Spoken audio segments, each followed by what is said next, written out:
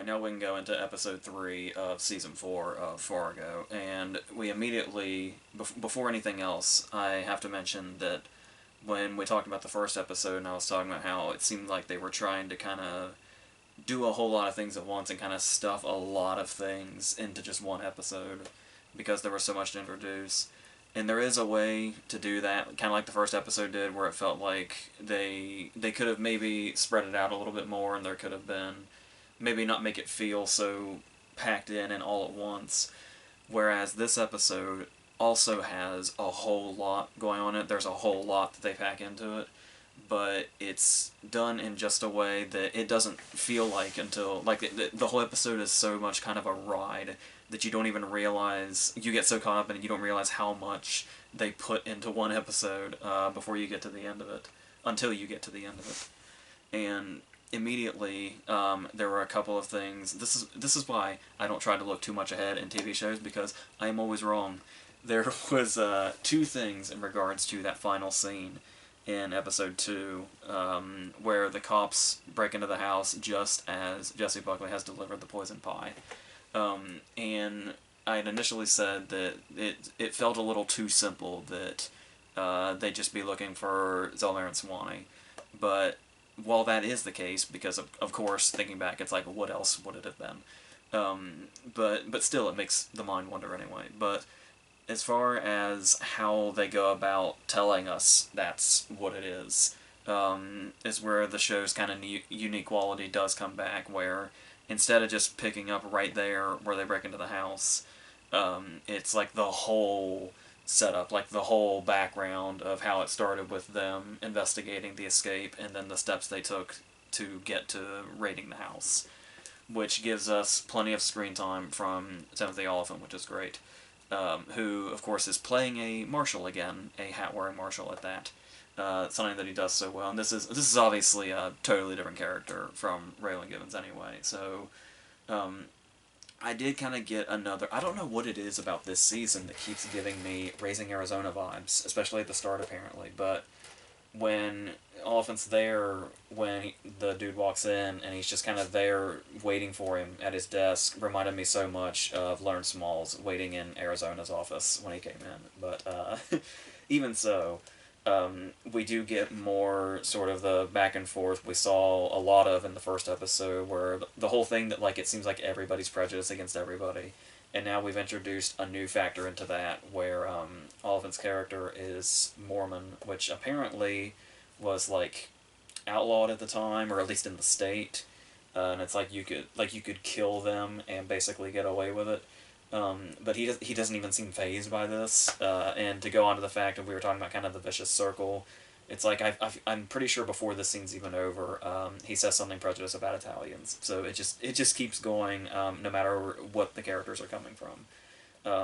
And also, somebody put on something I wasn't sure about entirely. I wasn't sure if I was seeing things or not, but yes, Jack Houston was with Oliphant at the end of episode 2, which means that he was put on this case instead of the botched hit that Josto ordered, meaning that apparently it's pretty much just Josto's luck that he would have just happen to have like an inside guy on that case, and then he gets put on another case, of course.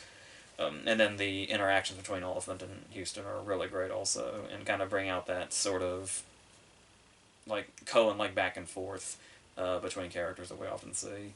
Not necessarily too dissimilar from, like, you know, Carl and Gay or something like that. But going on from that, we do have all the other sides of the story, because we will eventually get back to what's going on with Zelmer and Swanee.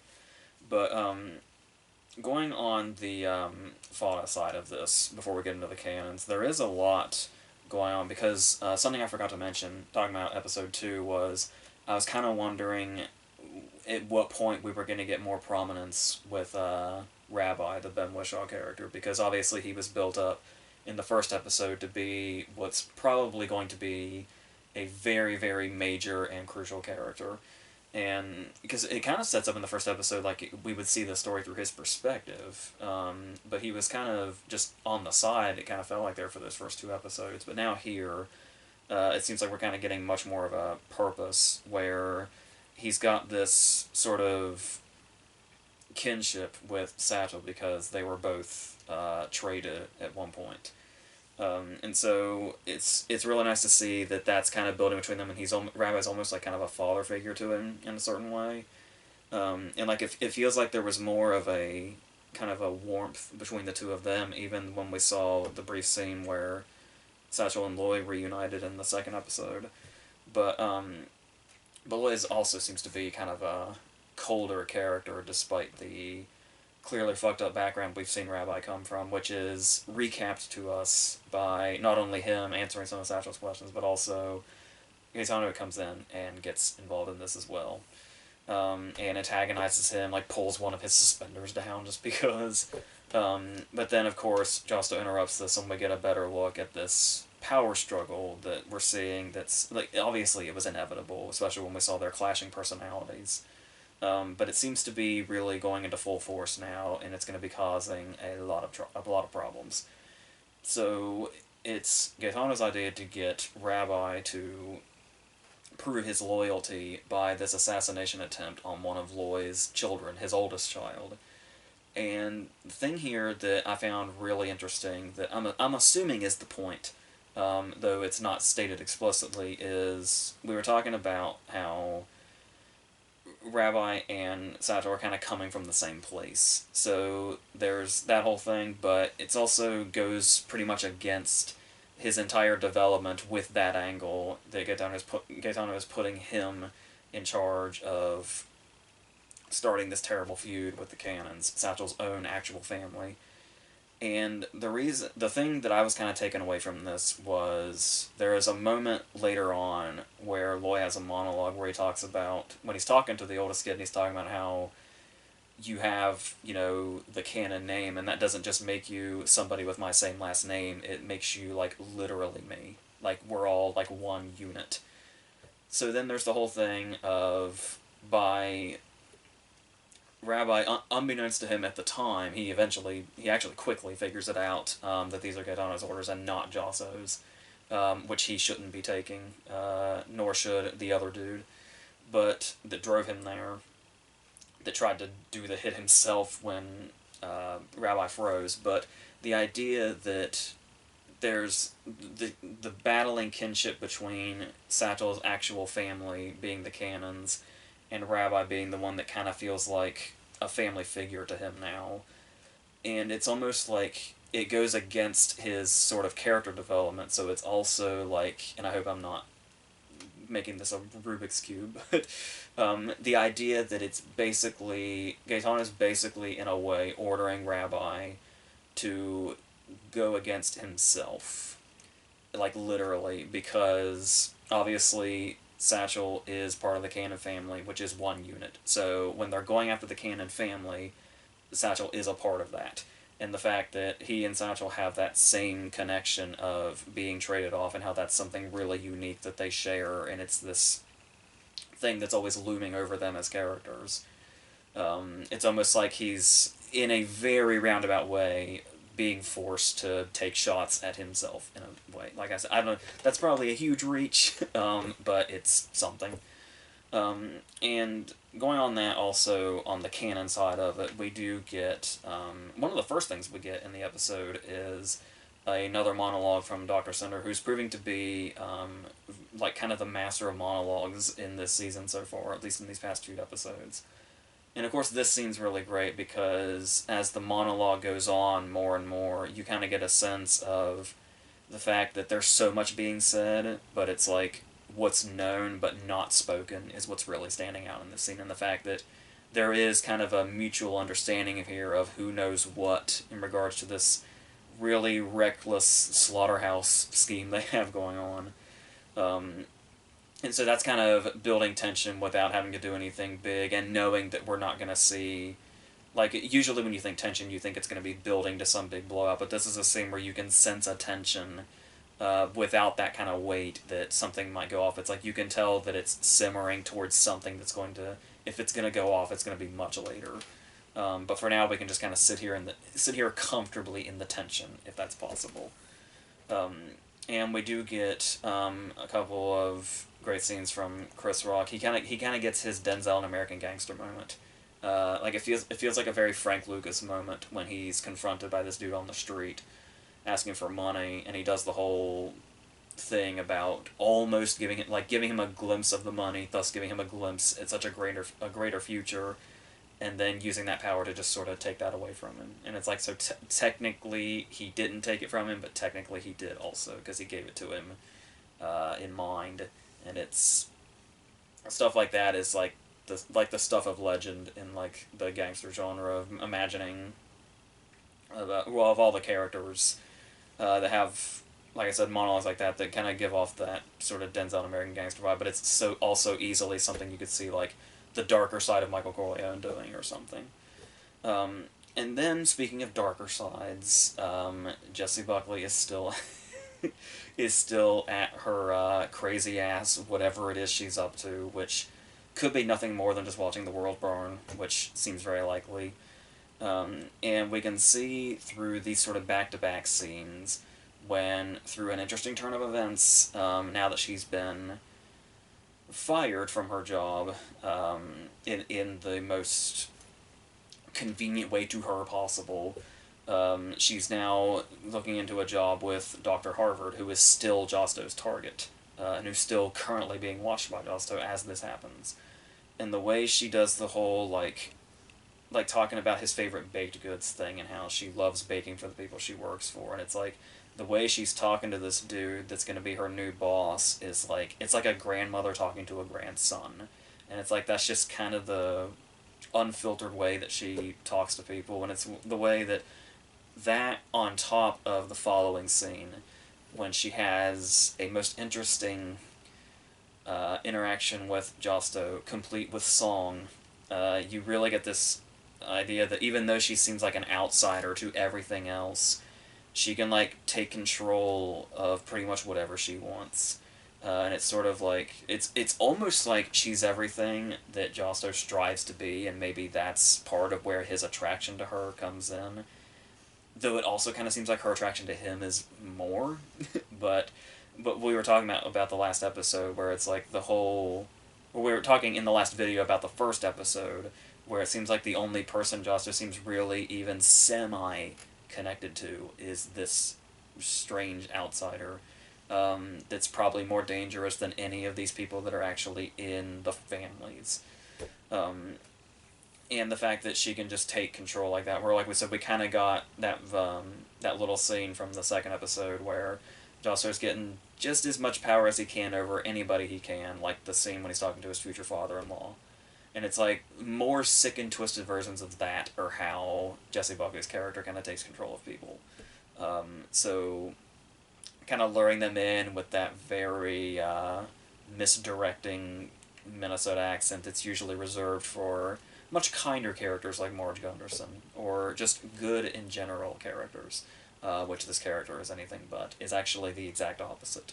So I'm still loving going down that twisted Jessie Buckley rabbit hole that's going on here, so we'll see where that goes. Now, as far as Zelmer and Swanee go, we do get their escape from the house and the cops in the opening scene here still, which is a moment that's a bit more convenience-based than is, like, what we're used to this show. Like, we're used to this show being maybe a little bit more clever and smarter than completely how this scene plays out. But the important thing being that they do eventually escape, and now they're deciding to go after the person that is threatening Zelmer's family, who in this case is Loy and the whole, like, canon group. And the thing here is that obviously we've got two different things going on here. We've got the attempted assassination on Loy's son and this robbery now of them. And what's interesting about this is the fact that, well, I guess even before we go into that, how horribly this robbery goes is like in the true fashion of this world that we've come to know, where it goes just as horribly wrong as possible. And yeah, I was guessing that maybe one of the cops would have gotten a hold of the poison pie, but it was Swanee, of all people, that got a hold of the poison pie, and it's now taking effect at the worst possible time. And while this is obviously very comedic and very over the top, I also couldn't help but wonder. There's something about the humor of this show and the humor that we've known going into it that it kind of seemed out of place in the first episode with Donatello in the backseat of the car, which eventually turned into a giant fart joke, which seemed very out of place in this world. And now, only 3 episodes in, we've gotten another one. But the thing I couldn't help but notice was pretty much right after that moment in the first episode was when Donatello got fatally hit in the throat. And then now in this episode, it has happened again with part of Swanee's reaction to the pie.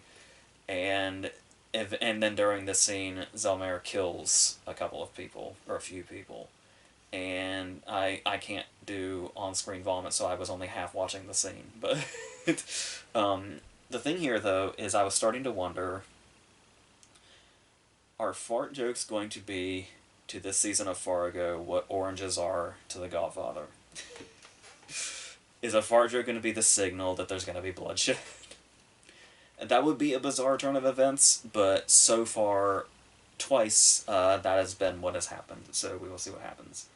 And yes, it is interesting also that when you see the couple's reactions to the bodies in the morgue versus Swanee's reaction to the pie, interesting that the episode is bookended with vomit scenes. Don't know if that means anything.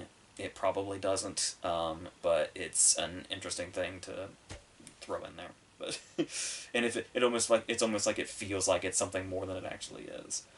But yes, now talking about the fact that how exactly this confrontation between the canons and the fathers is going to go, because we're under the impression it's when you look at the very top of it, it's a Loy versus Josso kind of thing, or at least it eventually will be, I imagine. But the thing here is with Gaetano's intervention in trying to get things moving and have somebody from Loy's family killed versus Zelmare and Swanee taking the initiative themselves to rob the cannons, kind of in both retaliation to the intimidation that they've done to Zelmare's family, on top of just being able to take from them and help them in their situation.